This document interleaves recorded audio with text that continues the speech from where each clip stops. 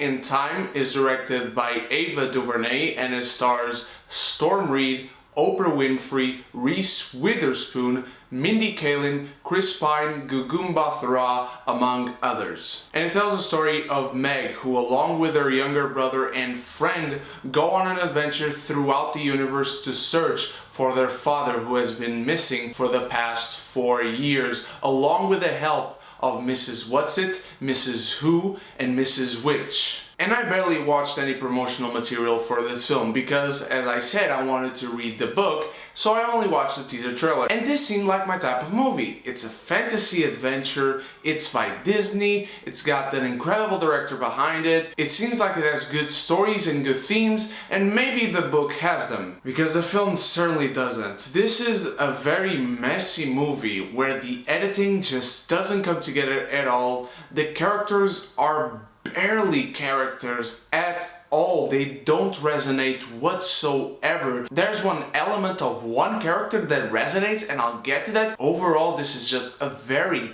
messy, disappointing movie that I cannot see how they fail, because some people have claimed that this film isn't filmable. And at least the visuals of the film are certainly not where the problems lie, because for the majority of the film, we follow our 3 young protagonists and their magical friends as they go hopping around throughout the universe to these very different looking worlds that do look incredible. The first world they go to, they talk to these flowers who gossip and tell stories of people and beings they've encountered. Then they go to this very desolated world where they meet another character that I won't spoil, and they travel throughout several different looking worlds where they can do different stuff and learn different things. But the thing is, that's all that happens.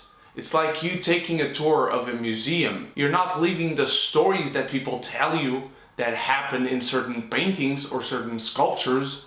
You're listening to stuff that happened, or will happen maybe in the future, because there is this threat that is called the It in the film, and it's really not that much of a threat, honestly. And for a fantasy adventure film, the most adventure that happens is that they travel to different places, but they travel really fast, so the adventure sense doesn't really get explored much, nor does the fantasy element, because for every wondrous thing that you see and hear and learn in this film, they over-explain it throughout. This is a film that over-explains every certain element that encompasses it, and that takes away every sense of awe and wonder by the end. As I said in the beginning, there is one compelling element in this film, and that is the father and daughter bond that we see between Chris Pine and Storm Reid. I still remember around 10 years ago when Chris Pine was already in movies, if you told me he was going to play a scientist,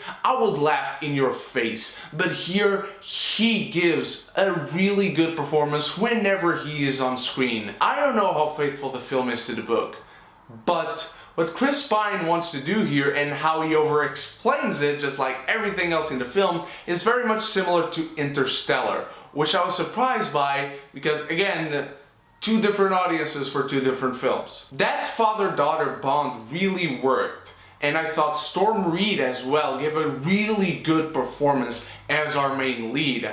I really want to see this girl in more movies, and I hope this film doesn't deter away from that, because it's not a good movie. Now, I've only mentioned this character in my synopsis of the film, and I don't want to be too harsh because he's pretty young, but Meg's brother, Charles Wallace, and they literally call him that all throughout the film. Not CW, not Charles, not Wallace, not Charlie, Charles Wallace, Charles Wallace, Charles Wallace, Charles Wallace. Please stop. I wanted to die 20 minutes into this film. The kid is bad. I'm sorry, he is really atrocious as an actor. I don't know if it was the direction that they gave him, I don't know if it was lack of direction that they gave him. He's still pretty young, he can get acting classes, get his act together, literally speaking. As far as this film is concerned, if you had told me that I was going to watch something worse than Charlie Day in Pacific Rim, I was going to laugh in your face. And I would be wrong. Because at one point the film hinges solely on the performance of the kid and what they do with his character. And it really doesn't work. Now, Ava DuVernay is a wonderful director, and I think she brings a lot to the table here. How she flows through this very uneventful story, I think is the best she could do. How she directs her actors, apart from the one kid, I think is the best she could do. Oprah literally is only here to give orders. That's all she does. And I'm kind of glad because I don't really like Oprah as an actor, so the fact that she just basically says everything with the same inflection. Let's go here, let's do this, let's say that, let's do it like this. That's basically her role in the film. Mindy Kaling is a character that speaks in proverbs, and that's really her part in the film, beyond getting reaction shots. It was weird how many reaction shots she got to everything that happened around her. Reese Witherspoon honestly is the only good one of these magical creatures that honestly none of them do anything of importance plot-wise, but she is good in her performance. I was disappointed to see such a promising director, a promising cast, and a promising story based on such an acclaimed book fail so miserably, because the more I think about A Wrinkle in Time, the more I despise it. It's boring, it's messy, it's uneventful, nothing really happens, it over-explains itself all too much, and it does feel like the film had no direction as far as the script is concerned. A lot of things look like it was a first draft. This could have become a classic in another alternate universe, but right now the only thing classic about it is that it made me feel like Clark Gable.